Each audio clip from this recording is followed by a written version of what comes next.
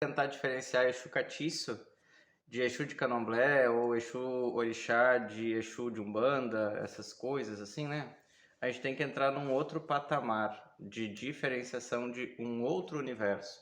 Se é aonde existem espíritos e aonde não existem espíritos na linhagem de Exu. Exu primordial, Exu Orixá, Exu força que vem, né, como um universo de possibilidades. Para quem comprou o livro do Ori, recebeu essa semana um dos vídeos das aulas, já que a gente está enviando. Teve uma parte que eu falei a respeito, que não comprou, acelera, hein, tá perdendo a aula. Teve uma parte importante que eu falei ali, que desde o átomo primordial existe, né, naquele átomo primordial existe a força do Big Bang, a capacidade de expansão e a capacidade de melhoramento das energias, né?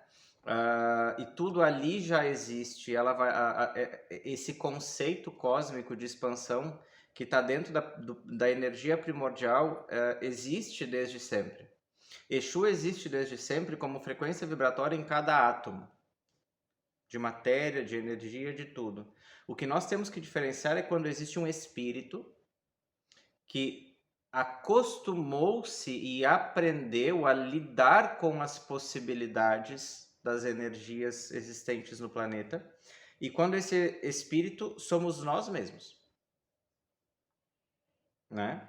Em alguns casos, Quimbanda, Exu Catiço, Exu de Umbanda, Guardiões, o espírito vai ser a ponte, vai ter um espírito desencarnado, ou uma entidade, ou um elemental, alguma força vai fazer o intermédio para que a energia do princípio cósmico primordial chegue até a gente, de forma que nós aprendamos ou possamos aprender a lidar com todo esse universo de possibilidades que Exu representa.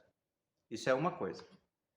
Quando não existe esse espírito intermediário, ou essa divindade intermediária, ou esse ser intermediário, nós recebemos essa energia de forma direta, porque ela é ativada dentro da gente.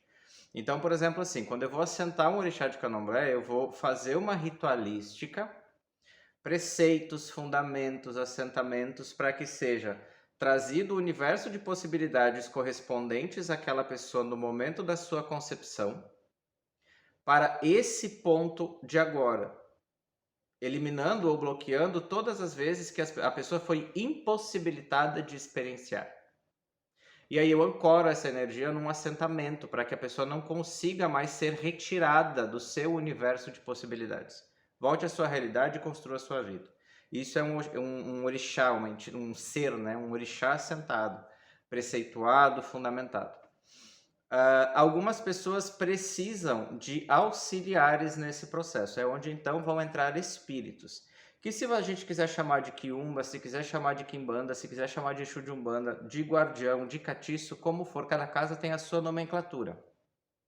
Esses seres então vão intermediar entre o aparelho médium e a energia primordial, contrabalançando isso, através da sua experiência em viver possibilidades, cedendo do seu tempo para, com a evolução do aparelho mediúnico, evoluírem também. Então, antes de falar em Exu de Umbanda, em Exu Catiço, em Quimbanda, em Quiumbanda, Quiumba, seja como for, eu tenho que lembrar sempre de me perguntar ou perguntar para a pessoa que está falando se é uma divindade, potência específica, vibratória, sem pontes, ou se existe um espírito fazendo a ponte entre uma coisa e a outra. E aí eu identifico se é orixá primordial ou se é energia passada dentro da frequência vibratória através de um ser que pode nos auxiliar a fazer o entendimento de uma coisa para outra. Porque quando eu compreendo que existe um espírito, desculpa, me ajeitei aqui. Quando eu compreendo que existe um espírito, eu compreendo que esse espírito vai se adequar à casa onde ele tem que estar. E aí se for Umbanda, e aí se for Catiço, e aí cada casa reza a sua cartilha, não tem muitas regras, né? Na casa do Zélio Fernandino de Moraes, patrono da Umbanda absoluto, né, para o mundo todo, lá já foi dito no início da Umbanda que ela se adaptaria e encontraria formas de fazer conforme a necessidade das pessoas, visto que a Umbanda é um braço do espiritismo feito para as pessoas que precisavam de algo diferente daquilo que já era professado.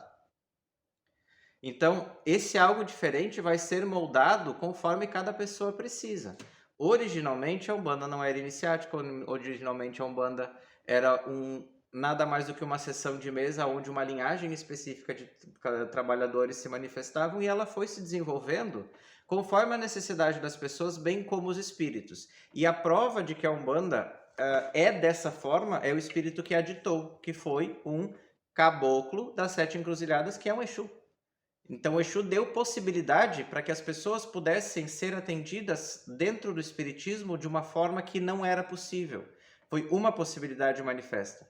Existia um espírito ali, né? E isso foi se perpetuando, criando nomes, criando formas. E Exu trabalha com qualquer nome que ele quiser. Exu, Axuxu Onan ou Ajuju Onan, como quiser falar, né?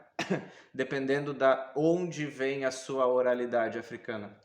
Ele pode adaptar-se a qualquer imagem que você precise, desde que ele respeite o universo de possibilidades e a pluralidade das possibilidades de cada ser humano.